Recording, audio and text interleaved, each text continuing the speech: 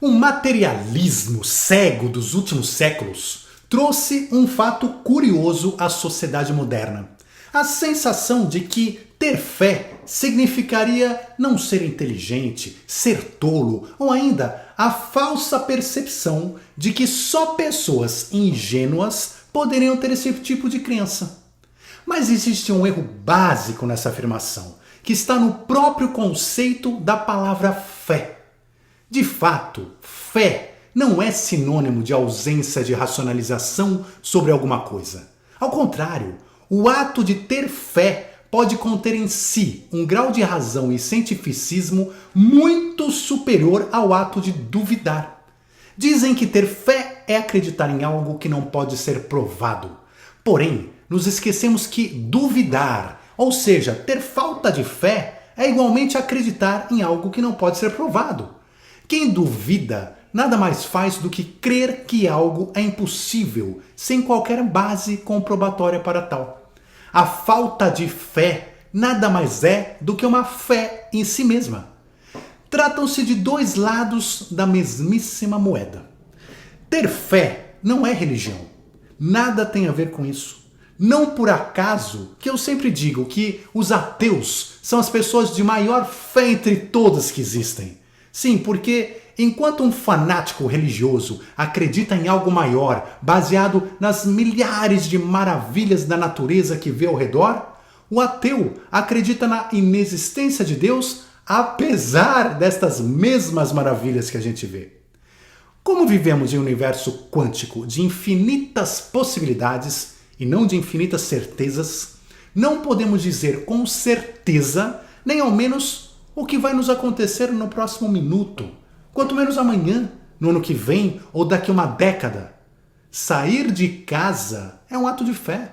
Jamais colocaríamos os pés na rua se não fosse pela crença de que retornaremos para casa. Temos fé quando procuramos um emprego, quando jogamos na loteria, quando casamos, em qualquer ato que pratiquemos. Afinal, a única certeza na vida é a própria incerteza. Uma parte mais cética da ciência se diz, da boca para fora, avessa à fé, quando a verdade é que a ciência também vive de fé.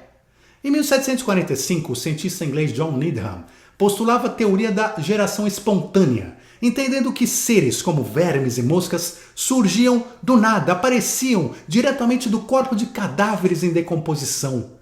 Sim, porque ele observava um cadáver de uma pessoa ou de um animal e via dali surgir um monte de vermes e moscas que vinham de lugar algum. Ou seja, a sua conclusão foi que a vida podia surgir diretamente da matéria de um ser morto. Esse postulado era uma crença, uma fé, como todos os postulados científicos, que depois, nesse caso, se mostrou não verdadeira, quando se constatou que os seres vivos só poderiam surgir de outros seres vivos. Em 1600, Giordano Bruno postulou que a Terra é que girava em torno do Sol e não o contrário. Era uma crença, era uma fé, era um postulado que, apesar de lhe custar a própria vida na fogueira, mais tarde foi comprovada por Copérnico como sendo uma tese verdadeira. A crença de Einstein sobre ondas gravitacionais vem sendo comprovada apenas agora, cerca de 100 anos após ter sido postulada. A ciência é pautada por postulados, que nada mais são do que pequenos atos de fé.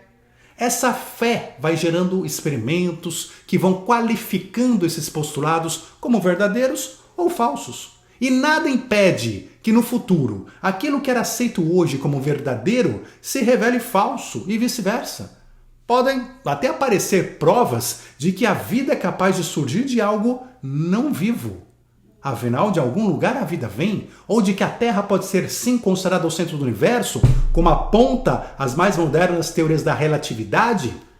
Tudo está eternamente em aberto e a ciência sempre trabalhou, ao longo dos séculos, com essa alternância entre o certo e o errado. Mas sem o postulado, sem a fé, a humanidade não se desenvolveria, porque não teria o estímulo necessário para seguir adiante, com pesquisas, com experimentos.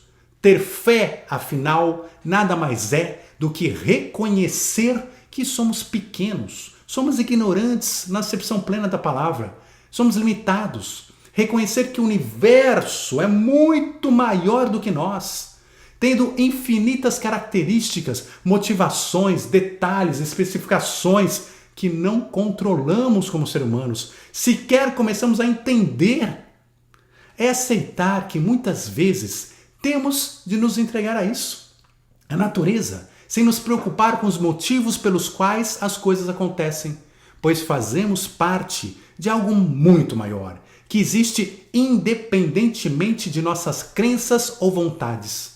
Ter fé é ter inteligência para compreender que a vida não depende de nós, mas de forças naturais superiores que nos dominam e que, queiramos ou não, agem em nosso lugar, nos levando muitas vezes a destinos que não necessariamente escolhemos de forma consciente. Por essas forças, por exemplo, nós nascemos aqui nesse planeta. Por elas, nós morreremos e sairemos daqui. Elas nos comandam e não o contrário.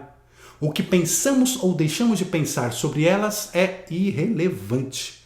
A razão nos leva a enxergar que o homem mais inteligente desse planeta equivaleria a menos de um grão de areia diante da suprema inteligência do cosmos.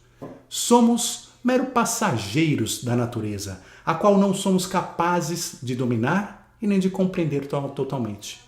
E por que não confiar nessa natureza que carinhosamente nos deu a chance de estarmos aqui, agora, vivos e pensantes? Tenha fé. Ter fé é e sempre foi sinônimo de inteligência e raciocínio pautados naquilo que vemos, compreendemos e intuímos da natureza. Vivemos em um mundo quântico de infinitas possibilidades, as quais podemos sim materializar em nossas vidas, e onde uma força maior do que nós, mas da qual fazemos parte intrínseca, continuará, como sempre esteve, nos levando para pastos cada vez mais verdejantes.